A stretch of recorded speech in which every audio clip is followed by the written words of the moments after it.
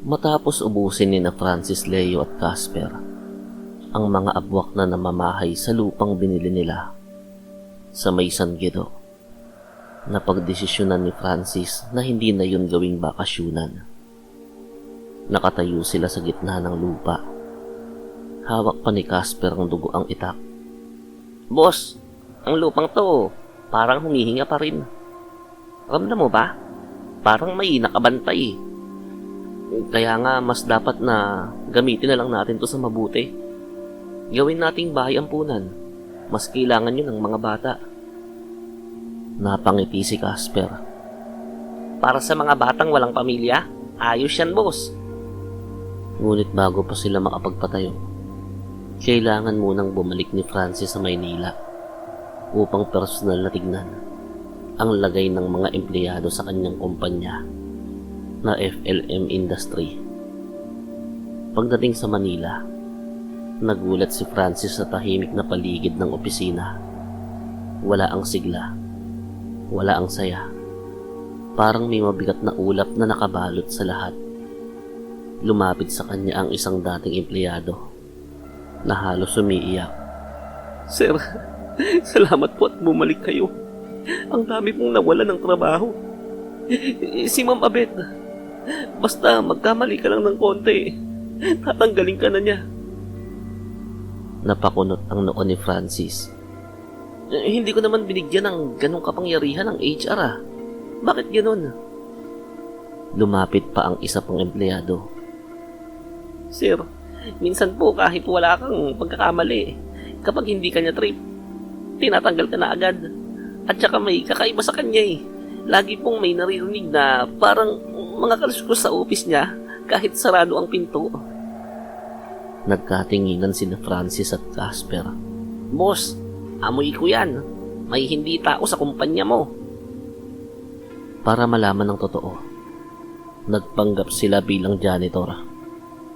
Hindi pa rin naman nakikita ni HR ang totoong itsura ng dalawa. Nag-ahit si Francis, nagsuot ng makapal na salamin at lumang sombrero. Si Casper naman ay nakabakit hat at may dalang map na mas maiksi pa sa kanyang pasensya. Pagpasok nila sa opisina, hindi man lang sila tinignan ng HR manager na si Ma'am Abet, isang matabang babae, mapupulang pisngi at malasel yung paghinga. Pero nang mapalingon sa kanila, napansin nilang parang kumurap ang balat nito. Parang may lumalabas na kulubot. Tapos, nagiging normal ulit. "Boss, hindi normal ang balat niya na. Para bang kahoy. Kilalanin natin ang husto yan." Gabi na nun, nagkunwari silang naglilinis. Tahimik ang buong floor, maliban sa opisina ni Ma'am Abet. May naririnig sila.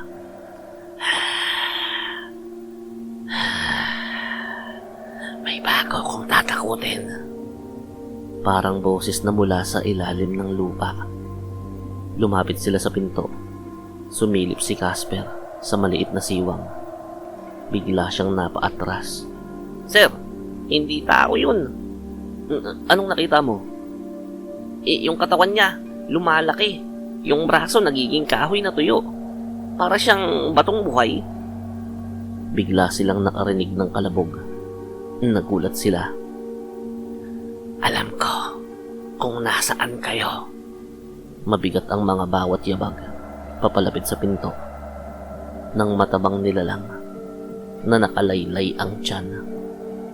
Nagtago sila sa ilalim ng cubicle, pero huli na. Sa harap nila, unti-unting nagbago ang anyo ni Ma'am Abet. Nabatak ang balat nito.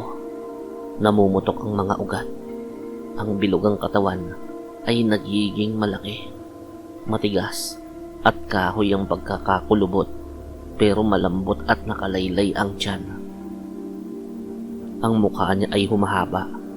Ang mata ay nagiging itim na wala ng puti, at ang bibig ay nagiging parang bitak sa punong kahoy.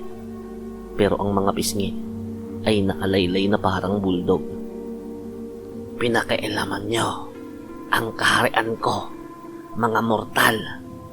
Napapikit si Casper. Boss, alam ko, batibat yan. Yung pumapatay sa natutulog at pinipiga sa dibdib. Hindi tayo matutulog. Lalabanan natin yan. Hinugot ni Francis mula sa loob ng janitor cart ang itinabing agimat. Isang singsing na bakal na nakuha niya mula sa nalabanan nilang abwak. Habang si Casper naman ay may hawak na baston na may ukit. Pampalo sa engkanto. Paparusahan ko kayo, tulad ng ginawa ko sa mga empleyado rito. Sumugod ito. Malakas. Mabigat. Tumama ang kahoy nitong braso sa cubicle at nagiba ito. Casper, sa kanan! Umatras si Casper habang umiiwas. Boss, hindi siya tinatablan. Nagpakawala ang batibat ng malakas na hampas. Agad yun sinalubong ni Casper ng mapahandel. Pero nabali lang yun. Napalipad si Casper sa mesa. Casper! Galit na galit si Francis. Tumakbo siya at sinuntok ang batibat gamit ang agimat sa kamao. Napaatras ang batibat. May usok na lumabas mula sa balat nito. Agimat! Kayong mga walang galang! Hinampas niya si Francis sa dibdib. Tumilapon si Francis sa salamin. Nabasag yun. Pumungay ang mata ni Francis. Habol niya ang hininga. Lumapit ang batibat. Dumadagongdong ang mga hakbang. Matulog ka na para mawala ka na. Ngunit biglang humawak si Casper sa binti nito at malakas na hinila. Sir, tapusin na natin to. Tumayo si Francis.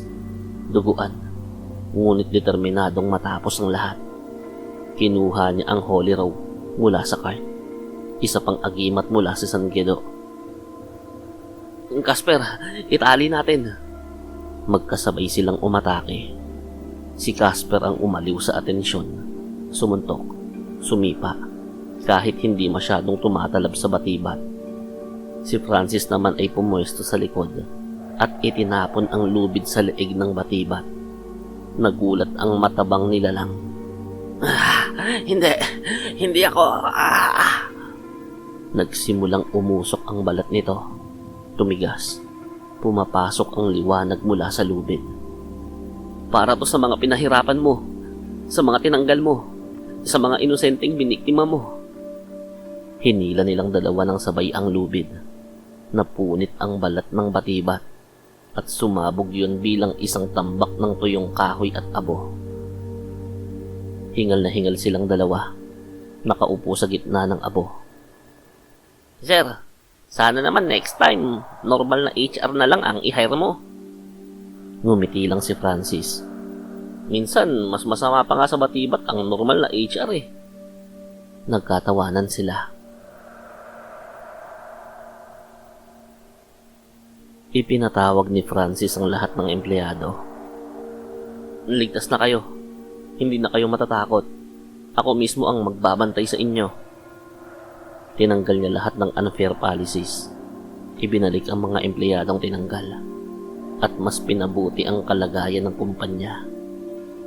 At nang matapos ang lahat, bumalik sila ni Casper sa San Guido upang simulan ang bahay ampunan. Isang kanlungan para sa mga batang walang pamilya.